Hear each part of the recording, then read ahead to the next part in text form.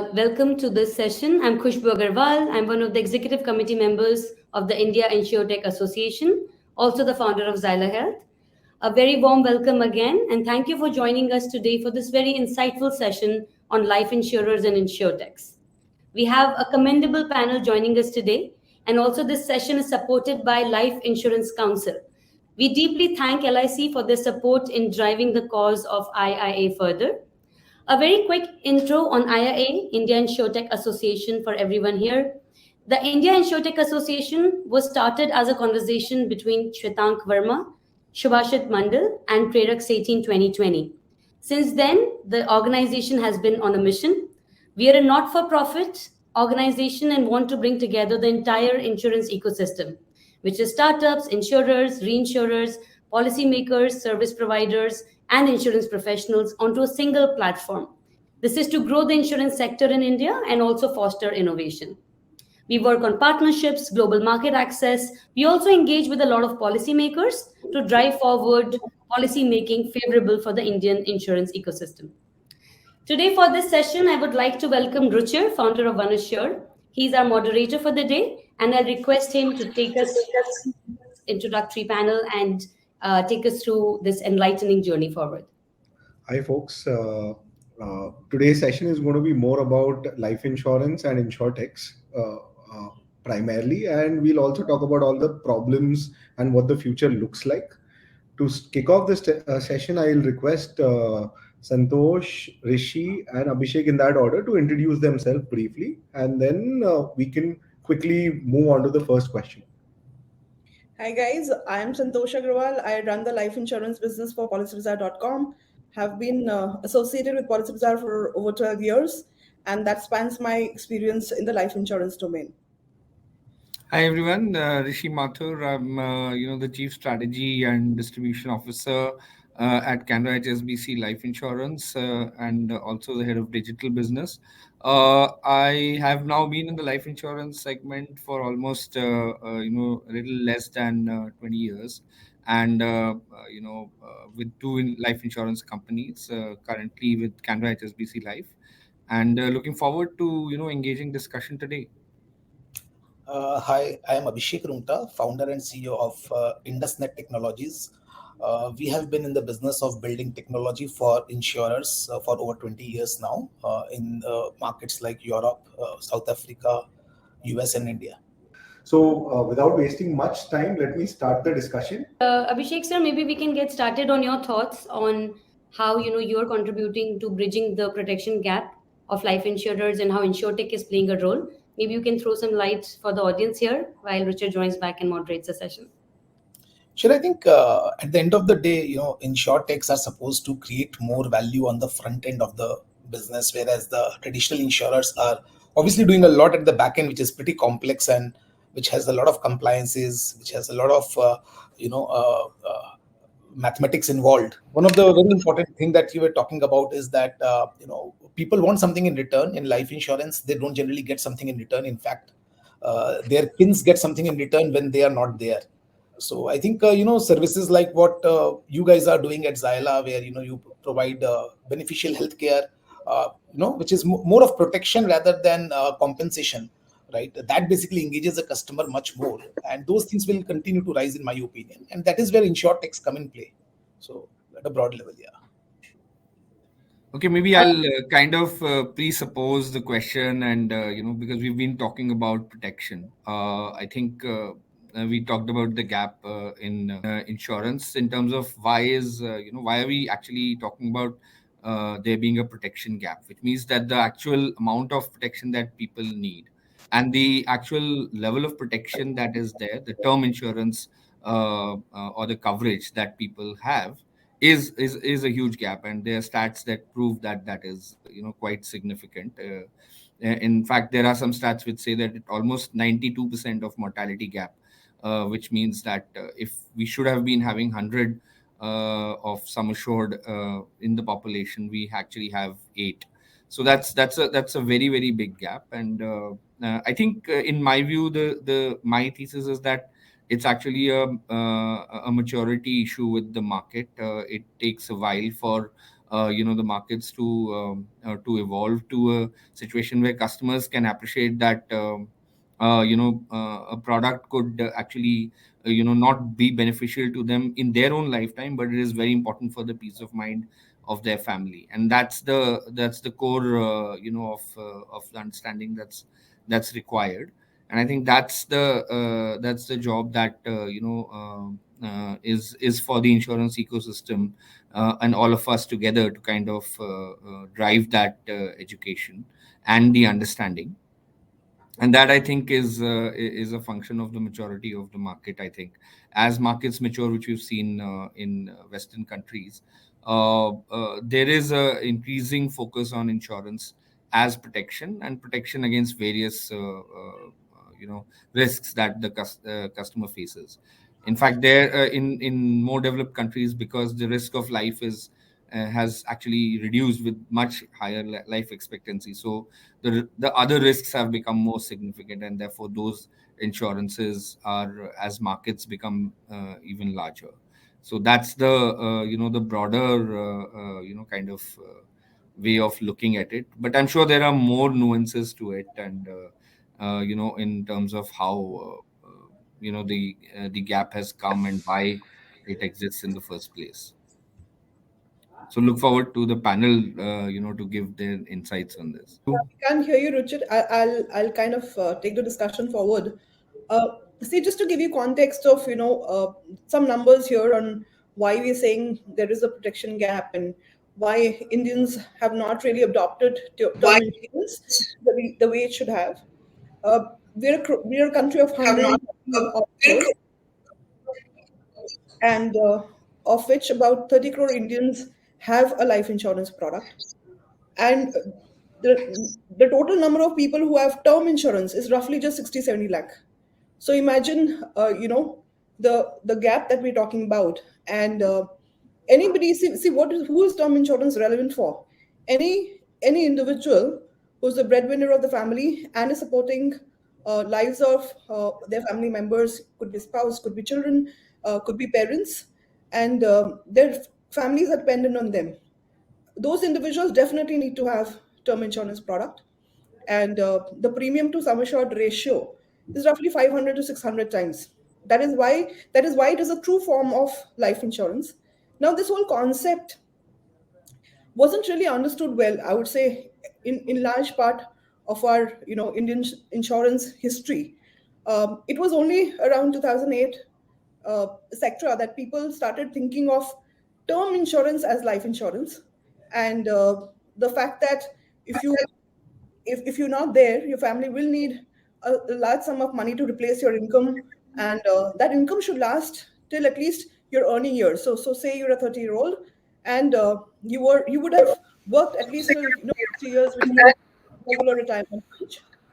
This product should at least give you income for the next 30 years if something were to happen to you today.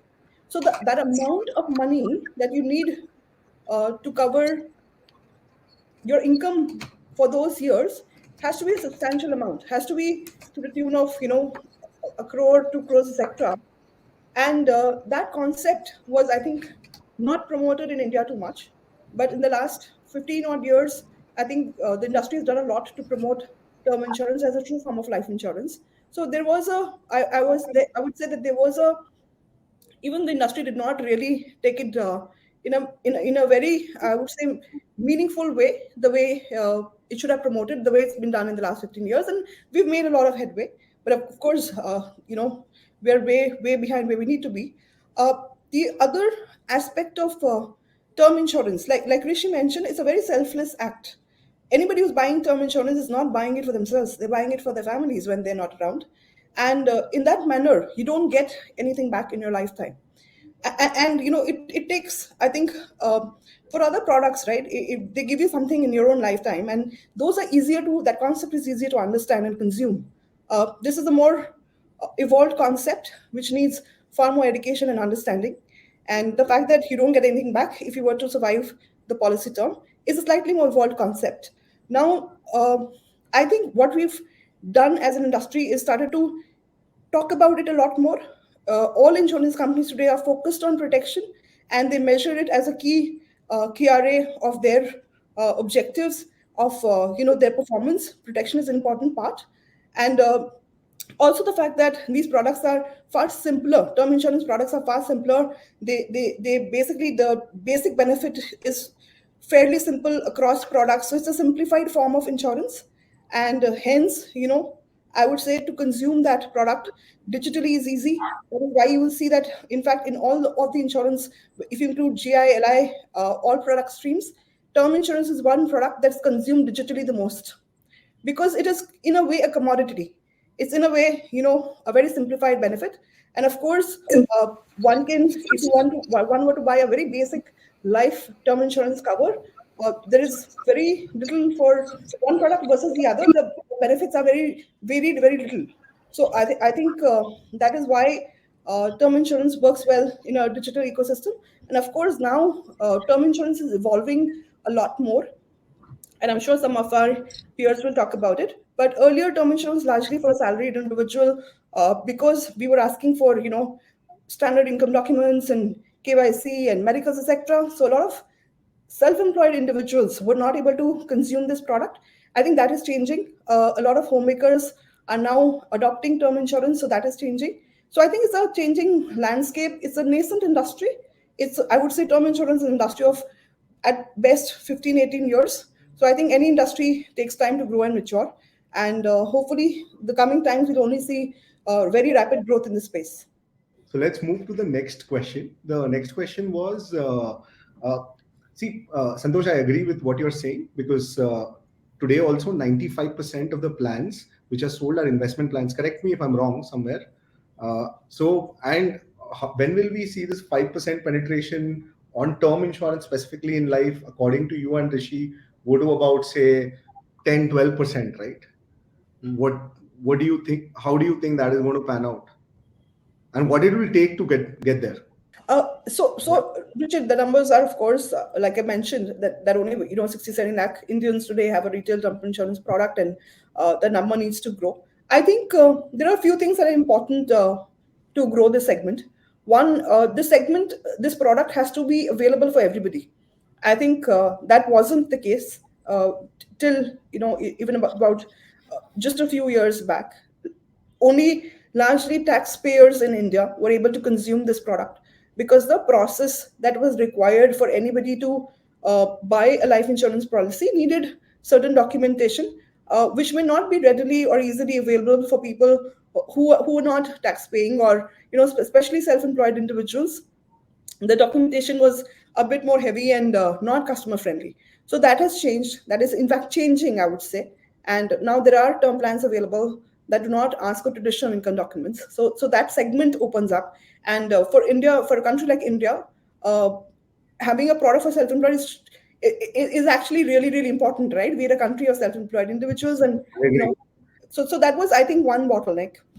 Secondly, I would say that today we don't have a product for everybody.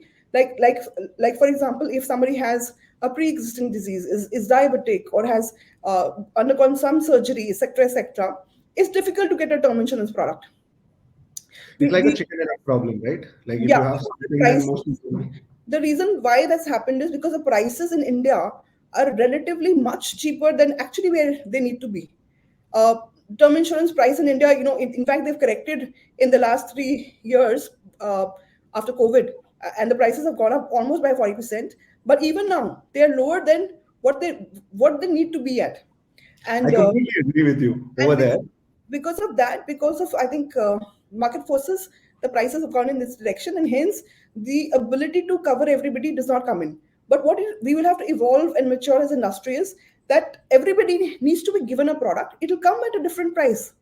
If somebody is diabetic, the price will be different. If somebody has some disability, the price will be different. But insurance cannot be denied. There has to be a product available for all walks of society, for all segments, whether it's subprime, whether there are people who are earning 2-3 lakh rupees, they're doing jobs of security guards, drivers. They're extremely important section of our society, and they need to have access to a product of this nature. So I think having a product for all, and of course a price that makes sense for the industry, I think that has to happen. along with a lot of marketing or top of funnel activity to basically educate people that true life insurance is actually term insurance, that the family will need, whatever your income is till the time you will live. If today your income is say 10 lakh, then probably the right cover is 1 crore for you. So that can only be fulfilled through a term insurance. So that education will definitely be required. I completely agree. Now, let me move on to a quick question for Rishi, right? Rishi, see what Santosh mentioned, just to build on that, there's a typically a qualification restriction also in a country where a literacy rate is not so high, right? Which most insurance companies mandate someone to be even eligible for term insurance, right? Otherwise, That's you'll right. get a basic cover. You can be someone who's not even cleared 10th or 12th, and you may be running a company, but you still won't have access, and you may be making about maybe 3 lakhs a month, and you still won't have access to term insurance. So That's right. how do you plan to bridge this gap, right, from an insurance company perspective, and what are the bottlenecks you see here, right? Because this is also going to help Yes. expand the funnel. Right. So, Ruchir, I think you rightly pointed this out that, and I think it's actually I would continue from what Santosh has actually talked about, which is that the second part where we need maturity to come in addition to, top of the funnel education for this from the consumer side, is also a higher level of, data and the correct use of insights to be able to say that can we actually, appropriately price and appropriately take on the right level of risks. So I think this is the underlying root of some of the points that we've been talking about. So if say you pointed this out, that if a person is, say for example, less educated but has a really reasonable income and maybe is taking good care of his health, then perhaps it's a much better life to underwrite, right? Yep, Even I though the agree. education is not of the same level that would we conventionally think is required. So then it's important that our current processes by which we assess people, they've developed over a period of time, and that needs to change and evolve. It needs to For it to change and evolve. As of now, it requires a lot more information and data, because at the end of the day, if there is data that is supporting a better kind of quality of life, then insurers should be able to write it, right, underwrite it. So I think that's where I think the use of data and analytics, the use of uh, uh, micro segmentation, use of more machine learning, much more advanced analysis of what's going on, in terms of what's the type of lives that we are attracting, is very important. And that's where I think the ecosystem has to work together. The people at the front end, for example, whether it's people who are selling on the website, or the people on the ground, or Policy Bazaar, and they have much more insights about how the customer is, and what are the various attributes of the customer. Similarly, insurers over a period of time, have much more information that's coming in. Reinsurers have a lot of information which has been brought in. But I think all of these, parts of the ecosystem need to work together to pull in a lot of this data and insights, and to be able to then offer, a reasonably good product with the right price. So I think we're using a bit of a blunt force approach over the last many years, which I think now needs to change. And that's the only way we will be actually able to create and offer the right product at the right price to for every segment. So in Understood. my view, that's the additional part which will help us to get to a higher penetration, which is what Ruchir you started off discussing, Yeah, right? yeah, yeah. Agree. My next question is for Abhishek. Abhishek, you predominantly supply technology to a lot of insurance companies, right? And if you've noticed in India, the penetration of technology in banking versus insurance is far, far behind, right? And there are multiple reasons for this, right? In your experience, what are those reasons? I'm guessing you're working with few Indian insurers as well. So if you could throw some light on that, and then Santosh as distributor can give her perspective, and then we'll have Rishi talk from an insurance company perspective, what challenges he faces when it comes to using technology or getting his company to embrace technology. Sure. So see, first of all, I think when we compare banks with insurers, right? So banks have already accepted that they are tech companies actually, right? They are just wearing a gown of a bank, but ultimately they are tech companies. Have accepted it. Unfortunately, insurers have not yet reached there, and there are multiple reasons for that. First of all, see, in insurance, the competition is just starting to grow and build up. That is one thing that we see, and people's expectation was it more as an investment vehicle. So when we see all the policies that were sold in life insurance earlier, they were all investment products. They were not like protection products. And since they were investment products, right, people and the whole culture was driven by agents, right? So agent would come to your house once in a year, and if you have multiple policies, then multiple times in a year at different points of time, and he will basically renew the policy. He will take cash, he will deposit. So that kind of became a ritual. And I think that ritual kind of made also it very clear that the consumer are actually not facing or not interacting with the tech interface of the companies. So companies needed less and less of tech interface for a long, long time. And even today, majority of the revenue in insurance companies are driven by the agents and the brokers.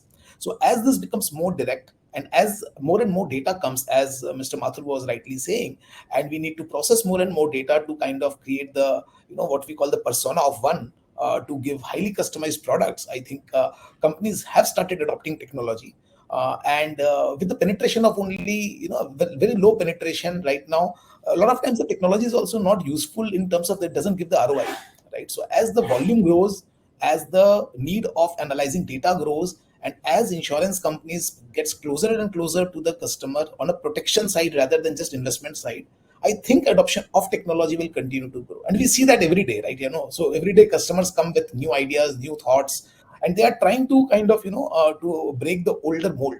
So I see definitely, I clearly see the reason why it has not been high on technology, but it is also, the path is very clear where technology will become more and more core to the business. Agree with you, Abhishek. I'm just going to change the order because you mentioned something which helped me get Rishi into the conversation first, right? So let's put him on the spotlight for once because you said ROI, right? ROI means typically technology is like a long-term investment, and at the same time, you started off your conversation with saying that banks have embraced that they are a tech company. So, Rishi, you being from an insurance company, what is your perspective, right? Like on both these things, right? And I maybe the ROI perspective is the reason why you don't see or aren't making enough investments in technology, whereas the money is going to distribution. Whereas the same technology can make your distribution efficient, far more efficient eventually. Right. So I think I have a particular view here, which I think I'll articulate here. I think first that the degree of adoption of technology has particularly grown very very significantly in insurance in the last few years, and that is primarily because insurers have moved away from the original thought of having a singular kind of a system and all of that, and now there are multiple systems which are coming up as digital has grown. The need for a really engaging interface, having a customer journey that works, creating some degree of personalization for customers, all of these have become important and critical metrics. But I think even more importantly for insurance companies which still rely on physical distribution, and working with distributors, has been the importance of enabling the distributor with the right technology, right? And whether it's an agent or whether it's in the bank, and how to integrate well with the bank's systems as well. So these are also very very important imperatives that most insurance companies have been kind of working very aggressively on, in terms of where the technology investment should be happening. So these are, I think, some of the things that have have been done in the insurance industry, and I think insurers are only now starting to see some of the benefits. So when we talk about ROI, yes, it is a longer term play, and I'm sure everybody is kind of classifying this as capex, and there is kind of an investment period over which we are getting benefits. And I think it's also important to note that benefits are coming in two ways. One obviously is the fact that it's enabling insurers to generate more business, and it's enabling insurers to engage with customers, and enter into markets which they haven't entered so far. For example, on the digital side, we are now able to attract a different segment of customers. Say, for example, younger customers looking for protection. That happens because we have a product, a journey that for example kind of appeals to that segment of customers. So it does help you increase that. The other big ROI comes is in terms of the experience, right? I mean, at the end of the day, if customer experience is improving, that is going to help you over a period of time in doing more cross sell, increasing the lifetime value of the customer. So those areas also come into play, and all of that actually adds to building the case for ROI, for front end investment. And there is a fair bit of tech investment that's happening on the back end. A lot of companies are moving a lot of their applications to cloud, just to take care of the various kind of peaking requirements and various other requirements that are much better addressed in from a cloud infrastructure perspective. So a lot of things are getting invested in. I think the technology spend in insurance companies is increasing quite significantly.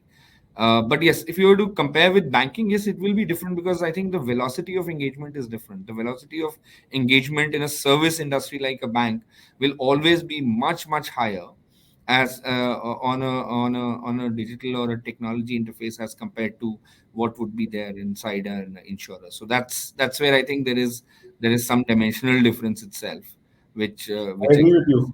yeah. So therefore that I think we have to keep in mind when we talk about it. But relatively, I think if you say compare last 5 years or last 6 years of technology investment in the industry versus what was happening before, clearly there is a step change which I see.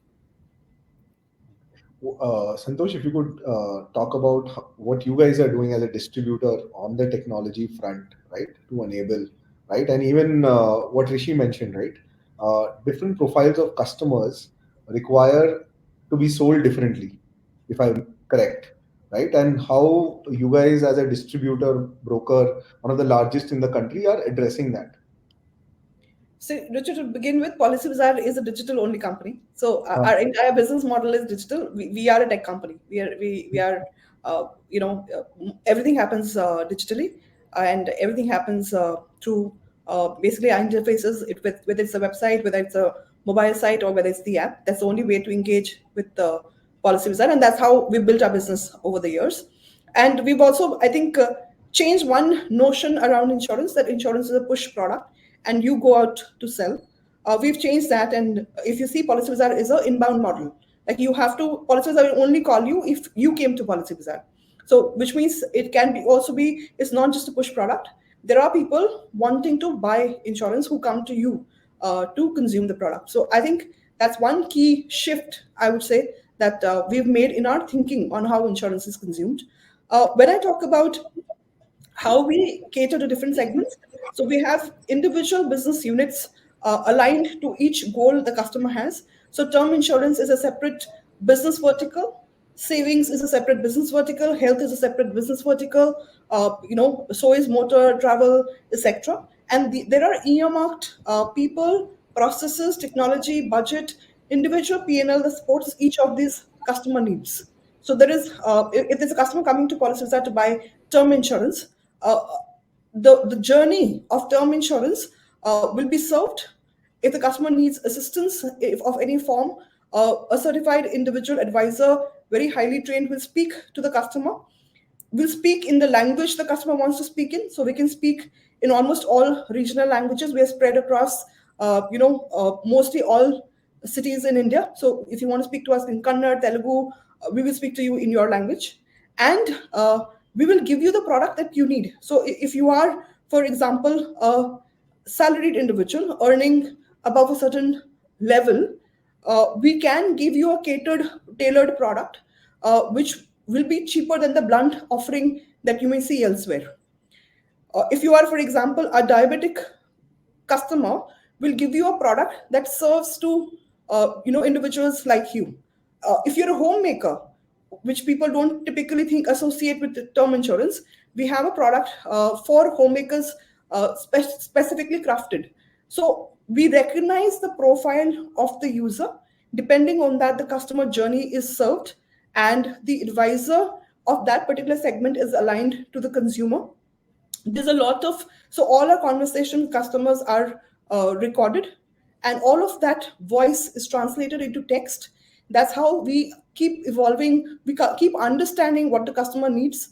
We keep passing on this intelligence to insurance companies, and we work with them very closely and collaborate to create new offerings. That's why we've been able to open up segments like homemakers, or open up segments like people who have pre-existing diseases, etc. So I think because we are extremely close to the customer, we understand what the customer needs, and all our data is digital in nature. You have the ability to analyze a lot, so we invest a lot in AI/ML to understand what is the customer voice, and then work with insurer backwards to create those products, and then simplify it for the consumer. So if you see, our website is extremely simple, jargon free. Everything is mentioned transparently so that you can yourself understand, do your research, and then buy. Understood, Santosh. So let me move to the last question, right, for the DIs, and then there are some questions ready on the chat box. We pick them up after this. So next 5-10 years, let's start with Abhishek. How do you see InsurTechs predominantly? And for each one, like, let's take this question from a technology company perspective, an insurance company, and to an intermediary perspective. What role do you think InsurTechs can serve to ensure that the industry grows, and where do you think there are gaps which they can fill, right? Like for you, it may be an opportunity to collaborate with some company who's built something and then pack the product well and deploy it in insurer. Just give me an example. For Rishi, it may be to, or his bank insurance partners may deploy some solution with a partner. And for Santosh also, not everything can be done, and maybe partner with some InsurTechs solving some particular problem, and then helping the industry grow effectively. So over to you, Abhishek. So, so I just wanted to say that, as we have already decoupled investment with term insurance, right? The challenge has come in that most of the term insurance is just a price comparison now, right? So obviously that needs a lot of innovation. And I think the insurtechs who are coming in can actually create a lot of innovation. Now, innovation obviously can be in many areas, right? Most important area of innovation I would consider is to provide something to engage with, right? So if I am buying a term insurance policy, right, and the only time that the insurance company engages or benefits me is when I'm not there in this world, and someone from my family is going to just be given a lump sum amount, that is not engagement, right? So I think when I'm buying a product, and this is also the biggest problem in buying term insurance in India, as you rightly said earlier, that you don't get anything in return, right? How can you create value with the minimum investment, which makes a lot of sense for the consumers? That is where I think, and how do you create that engagement with the consumer over time in a way that there is differentiation between different term products. So until and unless those things come and the only comparison is the price, right? I think then InsurTech is not doing their job, right? So I am pretty sure InsurTechs are made of a lot of innovative people, very dynamic people who are thinking aloud and who are continuously experimenting. So I think those experiments must give us a lot of new products which just cannot be compared on price, right? I'm sure Policy Bazaar's job will become a little more difficult, because then it's not only a price comparison. Because at the end of the day, see, Ruchir, insurance is an agreement between me and you, right? Agreements can be compared to some extent, but also cannot be compared in many cases, right? I think some of our aggregators like Policy Bazaar has done a wonderful job in still comparing two different agreements between the policy holder and the policy issuer.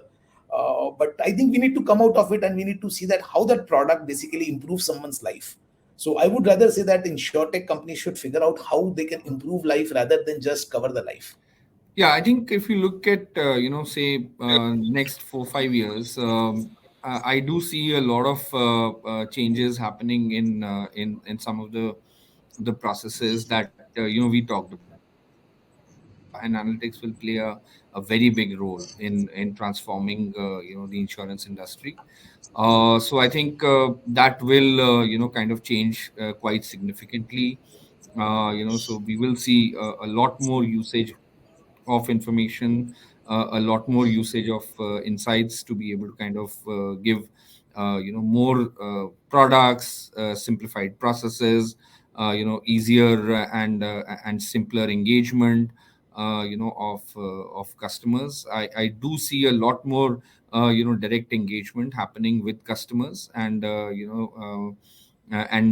also looking at the full life cycle of customers. I think over a period of time, the insurance industry has focused a lot on how do we onboard customers, how do we bring them to purchase insurance. But I think over a period of time, how do we actually service those customers, how do we recognize the needs of our existing customers and try to meet those requirements, which will change as they kind of grow and get older, is going to be the place where we are going to see more innovation, more new developments, more differentiation kind of coming in. And I do see, therefore, various other segments within insurance, growing. For example, retirement, long-term care. There are a lot of other areas which currently are smaller, but will become increasingly important as the industry matures. So I do see a lot of changes, a lot of new innovations happening, and a lot of simplification for the customer also happening. So I think from a consumer perspective, that should be a good news over the next 4-5 years from the insurance industry. See, the next 4-5 years, the industry has, I think, taken on in itself that on themselves that term insurance is the right product for consumers, and term insurance needs to grow as a category. I think everybody is forces, and now this is one product that's promoted across the industry. A lot of innovation will happen, and innovation has happened, I would say, in the last few years also. One, I would say, exciting feature, like having an exit feature, an exit value of a term insurance policy. Now that was addressing a very key point, that most people did not buy it because they thought they'd never get anything back. But now you have a term insurance product where after retirement, if you feel that there's no obligation or nobody is dependent on you, you can actually exit the plan and get your premiums back. Now that addresses a very key concern that consumers had, that we will not get anything if we live through the policy term. So I think that has happened. What we also need to address is that, can post-retirement your term insurance contract convert into a retirement plan, and can it get annualized and give you a lifetime income? So I think a lot of innovation can happen, and I think protection is of two kinds in my mind. Protection is one, the risk of living too short, which is what is covered by term insurance. And the other big risk is the risk of living too long, which is covered by pension and annuity products. I think that segment will also, and protection should be looked at in both of these aspects. And I think both of these will continue to grow. There is a focus now on pension and annuity and long-term living as well, and a lot of innovation is happening in that area. But these two needs, if bundled together and given as a holistic solution to individuals, to customers, will attract a lot more people into the segment, beyond what we spoke about, of having a product and a price for every individual. Whoever comes and wants to buy term insurance, there is a product available. Of course, the price will be different, and the pricing can't just happen basis female, male, and smoker, non-smoker. It has to be far more evolved. It has to be custom tailored for that particular individual. And of course, the industry has to mature to say that the prices will go up, because the prices aren't sustainable. And it has to be all backed by data. It has to be viable and sustainable, because we do understand that the risk ratio is very, very high in products of this nature. And we need insurers and reinsurers to basically create supply here. And for that to happen, I think some of the fundamentals of the product and price have to come together. And I would say, beyond that, I think InsurTechs have done quite a bit, in fact, on promoting term insurance. So you'd be surprised that almost 20% of all term insurance sold in the country today is sold through Policybazaar. Physical distribution does not like to sell term insurance as much because the ticket size is low, but digital formats are far more tuned, and they welcome the sale of term insurance and health insurance products.